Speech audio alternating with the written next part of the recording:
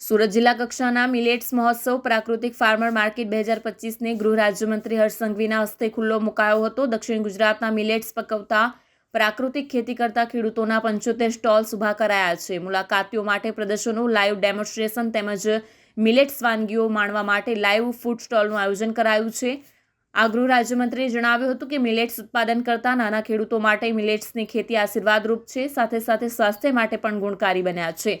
પોષક તત્વોથી ભરપૂર અને તંદુરસ્તીનો ખજાનો હોવાથી મિલેટ્સને શ્રી અન્નની ઉપમા આપવામાં આવી છે. મોટા, જાડા, હલકા કે બરછટ અનાજ જેવા નામથી જાણીતા જુવાર, બાજરો, કાંગ, બંટી બાવટો જેવા પરંપરાગત ધાન્યને વડાપ્રધાન નરેન્દ્ર મોદીએ શ્રી અન્ન જેવું પવિત્ર નામ આપી તેના ભરપૂર સ્વાસ્થ્યવર્ધક ફાયદાઓ સમજાવી વિશ્વ ફલક પર શ્રી અન્નની મહત્તા સ્થાપિત કરી છે. તેમણે વધુમાં જણાવ્યું હતું કે મિલેટ્સના ગુણધર્મો ઉપયોગિતા વૈશ્વિક સ્તરે પ્રચલિત થાય તે માટે વડાપ્રધાન નરેન્દ્ર મોદીના પ્રસ્તાવ અને પ્રયત્નો પછી સંયુક્ત રાષ્ટ્રે વર્ષ 2023ને આંતરરાષ્ટ્રીય મિલેટ્સ વર્ષ તરીકે જાહેર કર્યું હતું.